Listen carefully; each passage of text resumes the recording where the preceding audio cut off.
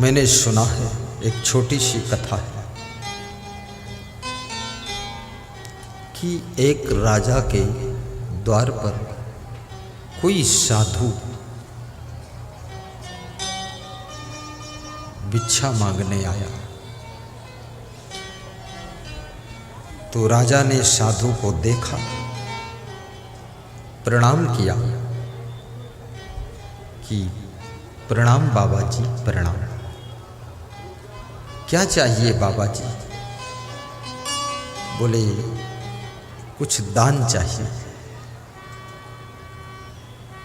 राजा ने कहा, दान उसको मिलता है जो ज्ञान देता है, वो दान पाता है। तो कुछ ज्ञान दो तो मैं दान दूं। तो संत ने कहा, जो पूछ लो वो ज्ञान दे दूं। तो राजा ने पूछा कि एक प्रश्न है कि पूरी सृष्टि में, दुनिया में, प्रश्न सुनना ठीक से, एक ही मुहूर्त में, एक ही मुहूर्त में, एक ही तारीख में, एक ही वक्त में बहुत से लोगों का जन्म होता है, लेकिन उनका सबका भाग्य जुदा जुदा क्यों होता है? जब एक ही मुहूर्त में जन्म लिया, एक ही वक्त में जन्म लिया, एक ही समय में पैदा हुए, कोई राजा के घर में पैदा हुआ, कोई गरीब के घर में पैदा हुआ, कोई दुष्ट के घर में पैदा हुआ, कोई भक्त के घर में पैदा हुआ, कोई सज्जन के घर में पैदा हुआ, कोई अमीर के घर पैदा हुआ, कोई दरिद्री के घर पैदा हुआ। ऐसा क्यों होता है? और बड़े होने पर कोई गरीब है, कोई दुखी है, कोई सुखी है, कोई अमीर है, कोई धक्का खा रहा है, कोई भीख मांग रहा है, कोई बहुत परेशान है, कोई खुश हो रहा है। इतना अंतर क्यों? इतना फर्क क्यों?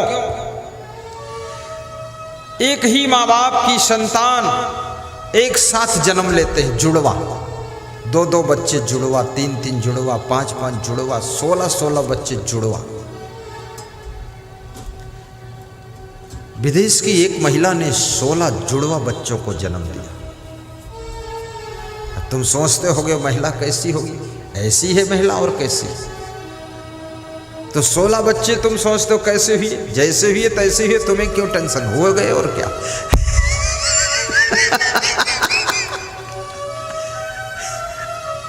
16 बच्चे।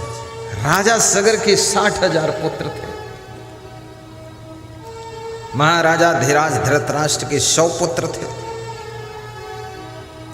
राजा ययाति के 100 पुत्र थे। कीचक 100 भाई था। अभी तो महिलाएं इतनी कमजोर हैं, ये तो एक ही बच्चे को जन्म देने में अधमरी हो जाती है। इनके शरीर में इतनी शक्ति नहीं है। थोड़ा सा भोजन खाती है जैसे चिड़िया चुंगल खाती है, शरीर में दमखम नहीं है। अन्यथा इस भारत देश की धरती पर ऐसी ऐसी माताएं होती थी कि 5-5 बच्चे एक साथ जन्म लेते और सब नॉर्मल पैदा होते। कोई डिलीवरी कराने के लिए हॉस्पिटल जाना नहीं पड़ता, और उस महिला के शरीर में कोई कमजोरी नहीं होती। आज तो बहुत कमजोरी है। ये कमजोरी इतनी क्यों? इसका कारण है। कारण नहीं बताऊंगा, तुम दुखी हो जाओगे। और कारण भी बता दूं तो निवारण बताना पड़ेगा कि उपाय क्या है, कमजोरी न रहे। कमजोरी इसलिए है कि तुम चिंता ज्यादा करते हो। टेंशन में बहुत रहती हैं माताएं बहनें, चिंता में बहुत रहते पुरुष लोग, और पतली पतली रोटियां खाते हो, इसलिए भी तुम कमजोर हो जाते हो। इतनी मोटी रोटी खाओ, फिर देखो ताल ठोक के खड़े हो जाओ। कल से बस स्कूटर के पहिया जैसी मोटी रोटी बनाओ और लकड़ी के चूल्हे में बनाओ। एक रोटी में 10 लोग खा लो। पूरा ऊंचा चूल्हा, चौड़ा चूल्हा, घुमा दो पहिया का चक्का, देखिए उसका टेस्ट। उसी में ज्वार, बाजरा, जौ, चना और गेहूं और मक्का, ये सब आटा मिला दो, मिक्स करो, मोटी रोटी बनाओ। और फिर धनिया, मिर्च, मसाला, नमक की चटनी, थोड़ा टमाटर उसी में लगा के, कोई ज़रूरत नहीं सब्जी रोज बनाने की, उसी में डुबा डुबा के खा लो। देखिए सेहत जैसी रोटी दमदार होगी वैसी तुम्हारी शरीर की शक्ति भी दमदार होगी। थोड़ा मोटी रोटी। लेकिन लेटेस्ट दुनिया में टेस्ट लोग देखते हैं, टेस्ट। आज के 50 साल पहले खाने पीने की चीजें इतनी कहाँ थी, इतने आइटम कहाँ थे। अब रहते हैं बिहार में और खाते हैं दक्षिण भारत का नाश्ता, इडली और डोसा। क्या बात है, गुजरात का नाश्ता। अरे गुजरात का नाश्ता गुजरात में हजम होगा, बिहार में नहीं। बिहार में तो बस मकई आग में भूंजो और चबा चबा कर खाओ, वही यहाँ टेस्ट देगा, आनंद। आज मुझसे एक भक्त कह रहा था मकई ले आऊं आपके लिए। मैंने कहा आज मत लाना, आज प्रवचन करना है, कल खा लूँगा, कल नहीं करना है। तो वो मन में सोच रहा होगा भगत की मकई से प्रवचन से क्या रिश्ता, बहुत बड़ा रिश्ता है। मकई मुंह में तो 32 दांत, तो मकई में सब दांती दांत तो है, लगा हुआ है। ज्ञान का कथन करने वाले साधु संत को ज्यादा आइटम नहीं खाना चाहिए, और जो ज्यादा आइटम खाता है ना, फिर उसका ज्ञान लुप्त हो जाता है। बस सादा सादा। उस भक्त का नाम है सुनील भारती। खड़े हो जाओ। ये सुनील भारती एक डब्बा खीर लाए थे 10 किलो। उसकी पत्नी शिक्षिका है, बोली मैं अपने हाथ से बनाकर भेज दूंगी। हमने कहा रहने दो। अरे बोले खाने दो। बहुत श्रद्धा है, आशीर्वाद है। याद रखना, कभी गुरु को कुछ खाने के लिए देना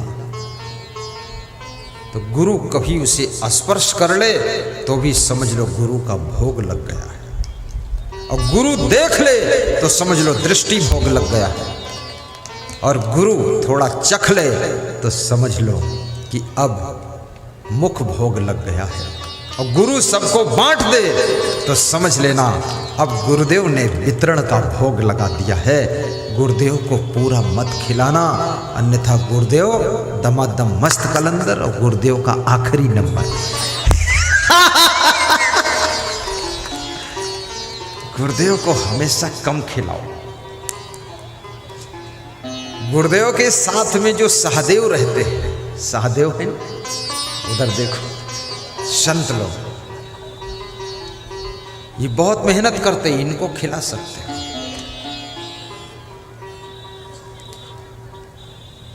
हमारे राजस्थान के एक भक्त ने 26 प्रकार का नाश्ता रखा मेरे सामने, तो मैंने कहे तो बहुत है। तो उसने बहुत अच्छा मुझे जवाब दिया, बोले बहुत है खाने के लिए नहीं, देखने के लिए है, दृष्टि डाल दो। जो पसंद आए थोड़ा चख लो, बाकी दृष्टि डाल दो और छू लो। तो मैं जो थोड़ा चखता था वो प्लेट उठा ले जाता था, सब प्लेट धीरे धीरे उठा ले गया। बोला गुरुदेव आपके प्रेम में सब बना है, भक्त भी बैठे हैं, संत भी बैठे हैं, बस आप दृष्टि भोग लगाइए, स्पर्श भोग लगाइए, और आप थोड़ा चख लीजिए, और जितनी इच्छा हो खा लीजिए, उसके बाद सब प्रसाद बटेगा। सच है।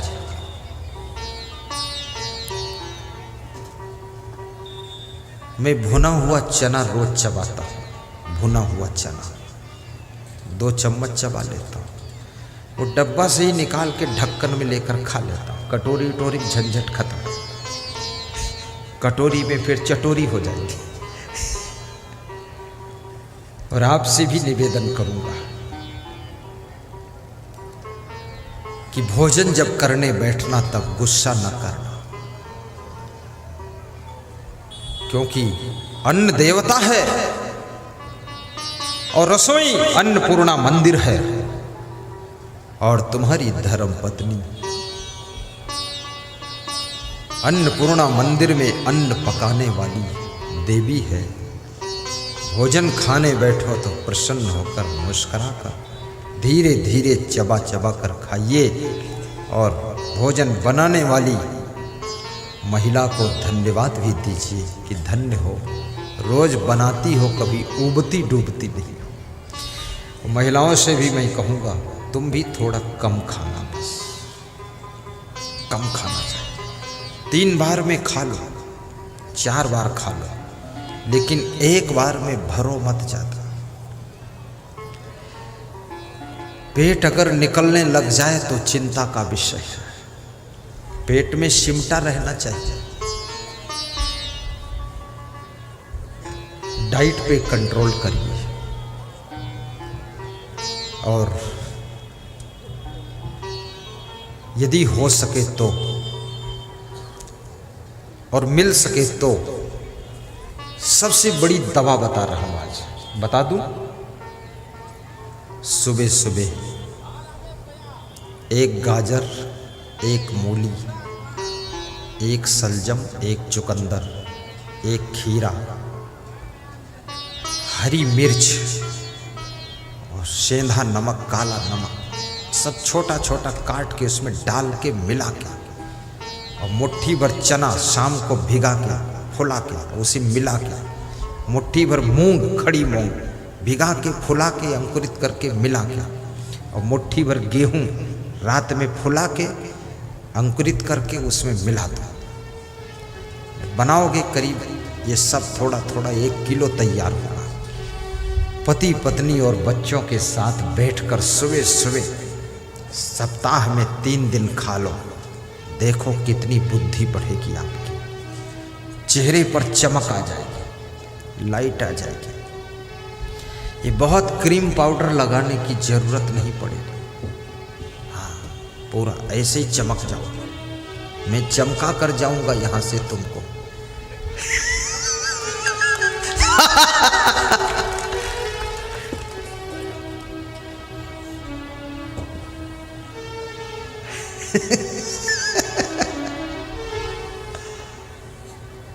और प्रसन्न बदन रहा करो, खूब मेहनत किया करो, सुबह सुबह की धूप भी लिया करो।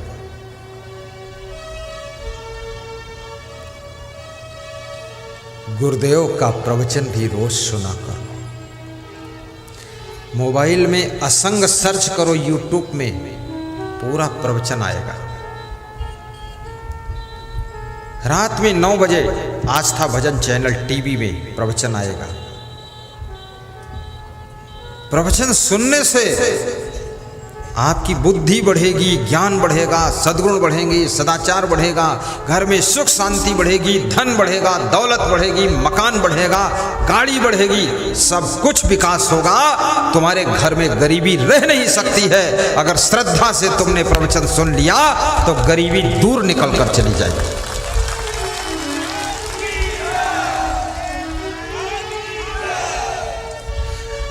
आज हमारे परम भक्त श्री ओम प्रकाश मेहता जी, खड़े हो जाओ, इधर आओ, पंखा चलाओ, ऊपर आ जाओ। वो कह रहे थे 4 साल से गुरुदेव का प्रवचन सुन रहा हूं। वास्तव में सत्संग आपको धनवान भी बनाता है, गुणवान बनाता है, सत्संग महान बनाता है।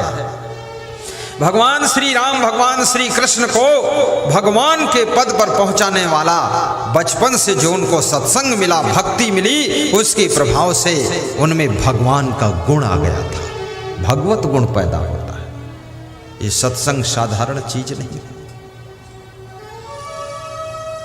तुम गरीब नहीं रह सकते हो, विवेक से काम करना। साहिब बंदगी बोलो, साहिब बंदगी।